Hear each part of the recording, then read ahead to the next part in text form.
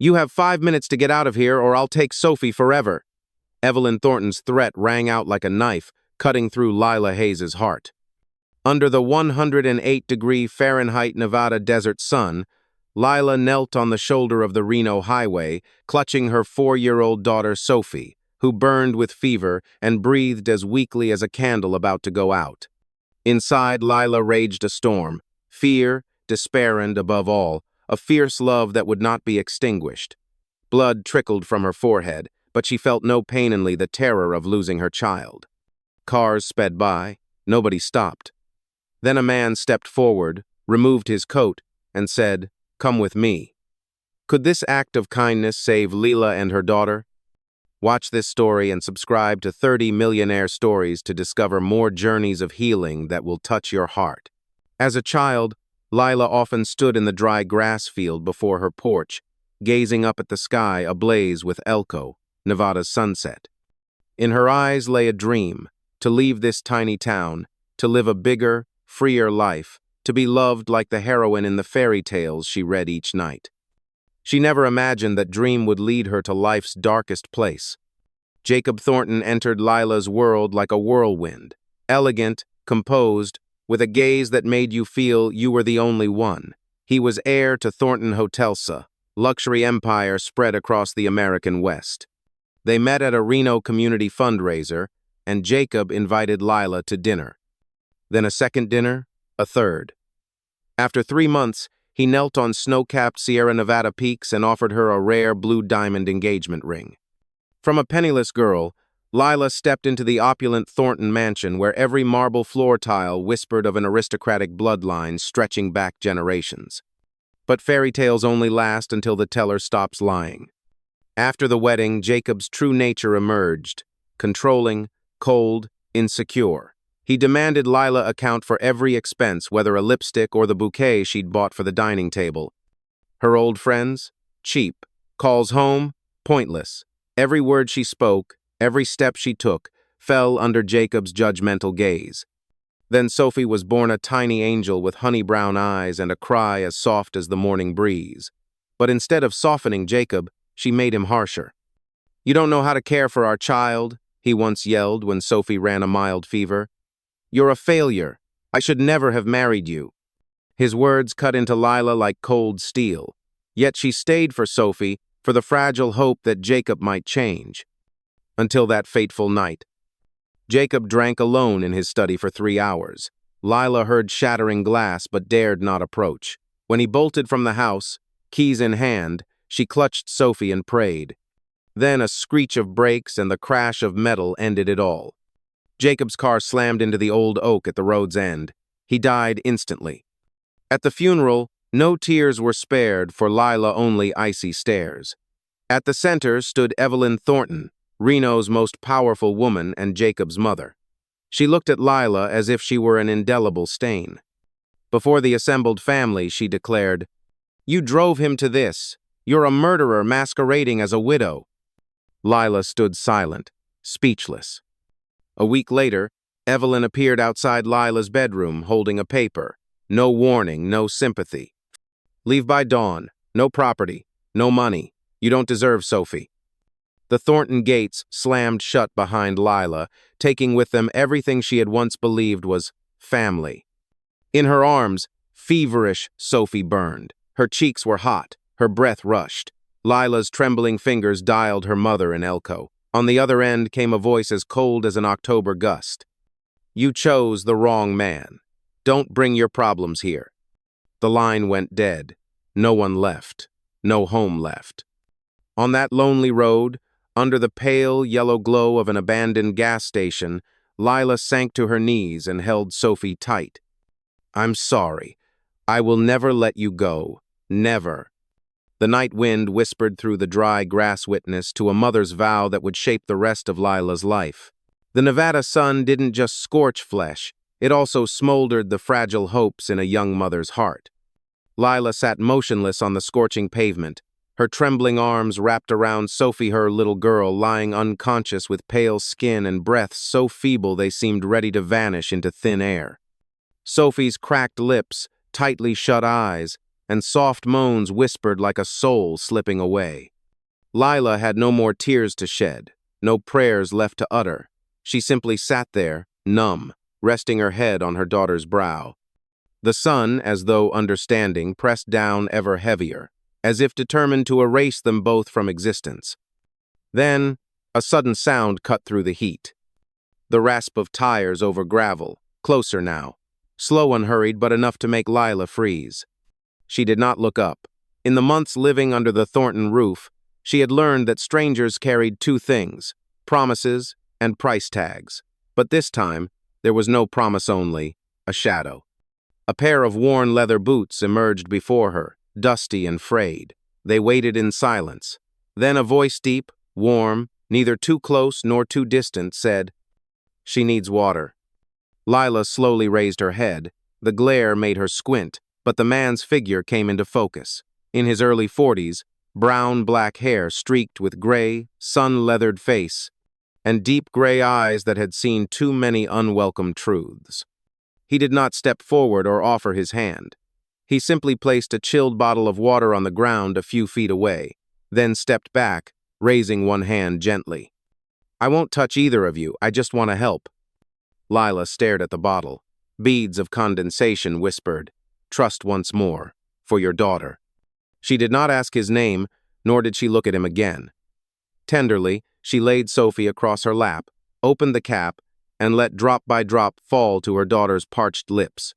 Sophie's tiny mouth trembled, then a faint moan answered the warmth of life. That small sound broke Lila's composure. Her tears fell on Sophie's cheek, onto the pavement, mingling with the heat unseen, but she did not care. The man Lila would later learn his name was Caleb Monroe stepped back several paces, then pointed to a gray pickup truck parked a few meters away. "There's air conditioning in the truck. I know a good doctor in Sparks. She needs treatment right away." Lila looked at him. Her guarded gaze had softened into the resignation of someone with no other choice. Pride and dignity meant nothing when her daughter's life hung by a thread. She nodded. As Lila rose, cradling Sophie, Caleb hurried forward and opened the truck door. He offered no further words, no touch until she climbed the step. Then he quietly retrieved a leather jacket from the back seat and draped it over her shoulders. "Stay warm, nights get cold." His voice was hoarse, as though blocked by unspoken memories. Lila clutched the jacket and glanced at him. In that brief moment, she caught his gaze-tired eyes bearing old wounds, a pain no one had yet dared to touch. The engine started. Its steady rumble was the slow heartbeat of hope. Through the window, Lila watched the empty road fade behind a cloud of dust. In her arms, Sophie slept on, but her tiny hand closed gently around her mother's finger, a small sign, yet enough to light a candle in Lila's dark world. As for Caleb, the stranger with sorrowful eyes drove on in silence, asking nothing, imposing no demands. Yet in his distant look, Lila felt he, too, was searching for something long lost. And in that desperate thirst for trust, the cold bottle of water had been the first word, opening a new chapter. Caleb drove Lila and her daughter back to his ranch in Sparks. When the truck finally stopped, he climbed down, opened the front door, switched on the lights, and pointed inside. "The living room is right here. Warm water's in the kitchen, fever medicine in the wooden cabinet next to the sink. Make yourself at home." There were no questions about what had happened, no curious or wary glances, just a calm voice that made you feel you were no longer a burden. Lila said nothing. She only nodded slightly, then carried Sophie inside. Her hands still trembled from fear, but at least Sophie was no longer lying on the roadside. Her daughter needed a home, and this man unknown to her until moments ago was offering one. They placed Sophie on a small bed, its sheets neatly tucked and a thin blanket laid out. Beside it sat a soft towel, a basin of warm water, and a bottle of fever medicine. Without asking, Lila knew Caleb had arranged it all. Gently, she wiped Sophie clean, careful to make each motion tender, as if one wrong move might make her vanish. When she removed the last towel, Lila was surprised to find a cloth doll tucked under the pillow worn, yet clearly well cared for. Clutched in its hands was a small handwritten note. "My daughter once loved this doll." I hope it brings joy to yours." Lila could not hold back. Her fingers shook as she hugged the doll to her chest. Something deep inside her stirred not pity, but empathy, a feeling she hadn't believed real in years. A stranger who made no promises, asked no questions, offered no interrogation simply, provided a place to rest, medicine within reach, and left a doll as a message. "I understand." She glanced at Sophie, still drifting in and out of sleep, her breathing steadier. Lila sat on the edge of the bed, clutching the tattered toy, tears silently tracing her cheeks. Sophie stirred and whispered weakly, "Mom, the doll smells so nice." That single soft sentence, gentle as a breath, yet more powerful than any, choked Lila with emotion. Her tears fell not from sorrow, but from profound gratitude. In the years with Jacob and his family, she had been crushed by control, coldness, and words that made her doubt her own worth. She believed there was no giving without taking in return, no one who would see her as human. But here, in this stranger's home, she received something no fortune could buy: unconditional kindness. Caleb asked nothing of her past, demanded no explanation, and never charged her for the smallest gesture. He quietly gave her time. And through a simple doll, he spoke more eloquently than any words. "I have known loss. I understand that pain, and I won't let you face it alone." Lila sat in silence until she heard footsteps in the living room. Caleb was pouring water and setting a cup of hot tea on the table. He said nothing. When she looked up, he offered a slight nod, as if to say, "You and your daughter are safe now." That night, Lila did not sleep much, but not from fear.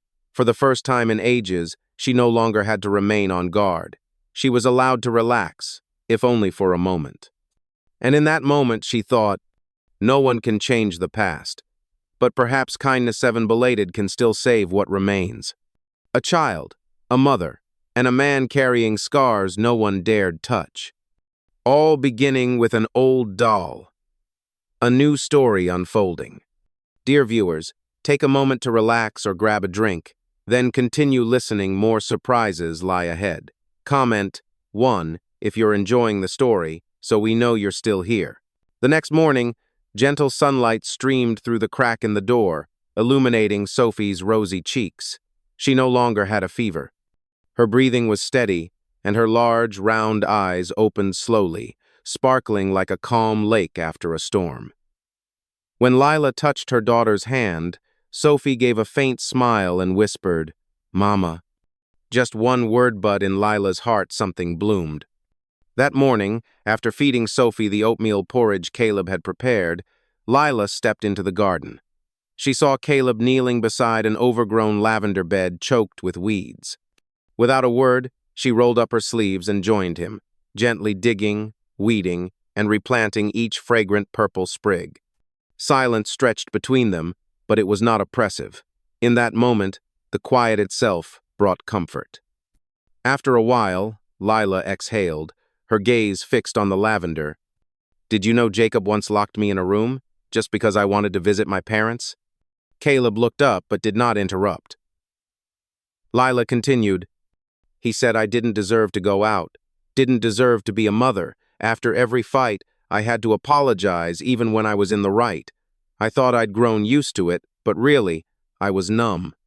Silently, Caleb set down his shovel. His voice turned low. "I lost my daughter, Emma, in an accident by the lake. I was only a few meters away, but I didn't make it in time. Ever since that day, I haven't slept through a single night." Lila turned to him. In the early sunlight, his face showed no outright anguish, but his eyes were misted with memories time could not wash away. "Do you blame yourself?" she asked softly. Caleb nodded. "For a long time, but that feeling of helplessness never goes away, just like the fear of hurting someone again." He met Lila's gaze, his eyes steady. "But you're stronger than you think, Lila. Not everyone can rise after what you've endured." The words sounded gentle, yet to Lila they felt like a needle piercing the final layer of ice around her heart. She wasn't used to acknowledgement. No one had believed in her strength for so long, not even herself. At noon, as Lila rocked Sophie to sleep, a truck rumbled to a stop at the gate. Caleb fetched the mail and returned with a thick, pale yellow envelope stamped, Washoe County Family Court. Lila's hand trembled as she saw the red seal. She opened it, her eyes fixed on the accusations inside. Mental instability of the mother, no stable residence, financial incapacity, recommendation to transfer guardianship of little Sophie Thornton to Evelyn Thornton, maternal grandmother. No need to read further. Lila understood. She scooped Sophie into her arms, clutching her as if she might be torn away at any moment. "I won't let them take you," she whispered, her hands still shaking. Caleb said nothing. He simply placed a hand on her shoulder and squeezed gently, not as a hero, but as a genuine support. But that afternoon brought another surprise. The ranch gate swung open. A woman in her 60s appeared, her silver hair styled elegantly, wearing a charcoal gray wool coat. Caleb froze. "Margaret," he said, disbelief in his voice. The woman approached, her expression composed yet familiar. She turned to Lila, her tone steady. "I am Caleb's mother, and I have something to say."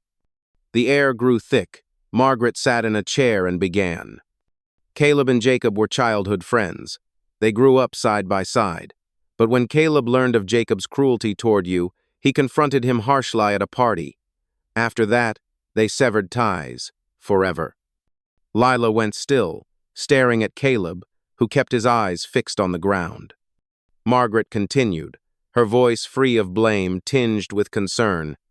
"I'm not here to stand in your way. I only worry. Caleb still carries old wounds, and if he unintentionally fills his own emptiness with your pain, then neither of you will heal." Silence fell, heavy as though every breath waited for affirmation or denial. Lila looked at Caleb, the man who had given her water, shelter, an old doll, and a sliver of hope. Now he was no longer a stranger. He was part of the past. She had fled. And that realization tightened her heart, not from fear, but because she understood. Between them lay unspoken secrets. And those secrets, if not faced, could shatter even the kindest of intentions. The courtroom in Reno was nothing short of a nightmare woven from laws and schemes. From the moment she stepped inside, Lila felt every scrutinizing gaze upon her as though she were a pitiful wretch, or worse, an unworthy mother. Evelyn Thornton entered in a tailored gray dress, flanked by 3 lawyers carrying thick case files. Every word she uttered was pre-rehearsed, as precise and sharp as a blade, cutting directly at Lila's identity as a mother. Irresponsible. No financial capability, no stable residence. A potential threat to the child's mental and physical development. Lila sat in silence, her hands trembling beneath the table, her eyes dry but bewildered. She didn't know whether she was shaking from anger or from fear, perhaps both. Each accusation from Evelyn dragged her back to darker days. Jacob's insults, nights holding Sophie and weeping silently, moments when she almost believed she was the problem. But beside her sat Caleb. He said nothing, only quietly clasped her hand, his large, warm grip a steadfast wall preventing her collapse. Whenever she felt she might give in, his presence stood firm behind her. And behind him, Margaret sat silent, but sharp. Her eyes never left Evelyn, a gaze that knew the truth and waited for the perfect moment to shatter that false mask. The judge flipped through the files, nodded out of habit, then turned his gaze to Lila. "Miss Lila Thornton, do you have anything to say in defense of your right to parent?" Lila rose. Her voice was husky but clear. "I am not perfect, but I love my daughter. I am the only one who has never left her side, even when I had no home, no money, and no one believed in me. I stayed. I was wrong to choose Jacob. But the one thing I never got wrong was protecting Sophie." Silence fell over the courtroom. Just as the judge prepared to nod and conclude the hearing, Margaret suddenly stood. "Your Honor," she said, her voice low but commanding attention. "Before you render your verdict, I have information to submit into evidence." The judge frowned. "What is your relation to this case?" "I am Caleb Monroe's mother. He has volunteered legal support for Miss Thornton, and I was once a close friend of Mrs. Evelyn Thornton." Tension shifted instantly. Evelyn whirled around, her face paling. Margaret produced an envelope. This is a handwritten letter from Jacob Thornton, dated 3 days before his death. He entrusted it to me, saying, "If the day ever came that my mother tried to take Lila to court, give her this." She held up the letter. The handwriting was unmistakably genuine. Margaret's voice was steady. Jacob admitted he was wrong. He was obsessed, controlling, and inflicted severe harm on Lila. In the letter, he apologized not only for his actions, but also for cutting ties with Caleb, the only one who dared oppose him. And at the end, he wrote, "If I am gone, please grant Sophie's upbringing to Lila. She is the only one who truly knows how to love." The courtroom was deathly silent. Evelyn's face drained of color, her lips trembling, yet she could utter no defense. The judge took the letter, read it at length, then looked down at Lila. "Based on this new evidence and the clear testimony, I hereby dismiss Mrs. Evelyn Thornton's petition. Full guardianship and custody of little Sophie are granted to her biological mother, Miss Lila Thornton." Lila heard the applause but felt as if the sounds were drifting through a distant fog. All that remained was Sophie's soft clap beside her. "Mama, you won, right?" She nodded, then broke into tears. Not the bitter sobs of past nights, but the tears of someone who has just reclaimed what others tried to steal, her right to be a mother. Caleb gave her shoulder a gentle squeeze. No words were needed. In that squeeze was everything: recognition, comfort, and an unspoken promise. "I will not let you fight alone again." The trial was over. Yet for Lila, something new had just begun: the belief that kindness, if persistent, will always prevail. That night, there were no more tears, no courtroom, no more questions digging into one's pride. Only the warm light around the dinner table and 4 people, each having walked through pain, misunderstanding, and nameless loss, sitting together to share a simple meal that made life feel alive once more. Sophie ate while clutching her cloth doll on her lap, her eyes sparkling with joy. "I'll name her Emma," she said, then looked up at Caleb, "so she never forgets how to love." Caleb smiled but said nothing, only nodded softly. His eyes glistened, but no one spoke because everyone understood. Sometimes love needs no words. Lila watched in silence. She never imagined that from what seemed irreparably broken, something as tender as trust could grow. Seeing Caleb smile at Sophie, then watching Margaret ladle soup for both mother and daughter, Lila felt something deeper than gratitude: a profound, enduring connection, silent as roots burrowing into the earth. A few days later, the unexpected happened. A car pulled up to the ranch gate. Evelyn Thornton stepped down, not with the pride of a mother-in-law who once wielded the law to snatch a child, but with tired, sunken eyes and a hesitant, trembling gait. Lila emerged, cradling Sophie, and stood still. Evelyn approached slowly, took a steadying breath, and said, "I'm not here to take anything anymore. I just want to apologize." She paused, choosing her words. "I was wrong to blame you, to call you a murderer, a danger. I just didn't know how to cope with my loss. I thought keeping Sophie was the only way to make up for Jacob." Silence followed. Margaret moved beside Lila but said nothing. This was Lila's moment. Lila looked at the woman who had once cast her out of the Thornton gates with a feverish child and an unforgiving verdict. Then she glanced at Sophie hugging her doll and gazing at Evelyn without hatred or fear. Lila squeezed her daughter's hand, then stepped toward Evelyn. "You caused me pain, but Sophie shouldn't grow up in a world filled only with hatred." She paused, her voice steadying. "I forgive you, not because the past deserves forgiveness, but because my daughter deserves a healed family." Evelyn broke down in tears. She said nothing more, simply knelt and embraced Sophie, embracing her granddaughter truly as a grandmother for the first time in the child's life. That afternoon, Lila and Caleb stood on the porch, watching Sophie play under the sunset. She hopped and twirled her doll, Emma, as if sharing something important. Caleb took Lila's hand, giving it a gentle squeeze. "You've given me a reason to live again," he said, his gaze distant. "I thought the rest of my life would only be about atonement, but then you came and turned it all into a new beginning." Lila rested her head on his shoulder. No reply was needed. Her heart had already spoken. Sophie bounded inside, carrying a drawing she had just made. Crayon on paper depicted four figures: a little blonde girl, a gentlewoman, a tall man, and a smiling grandmother, all holding hands in rows of purple lavender, Emma the cloth doll by their side. A family not perfect, but whole. Thank you for following the touching story of Lila, Sophie, Caleb, and even Evelyn. At 30 Millionaire Stories, we believe compassion, forgiveness, and love can heal the most broken hearts. If this story touched you, please leave a comment, share this video with friends, and subscribe so you won't miss what's next. You never know. A small act of sharing today might save a lost soul tomorrow.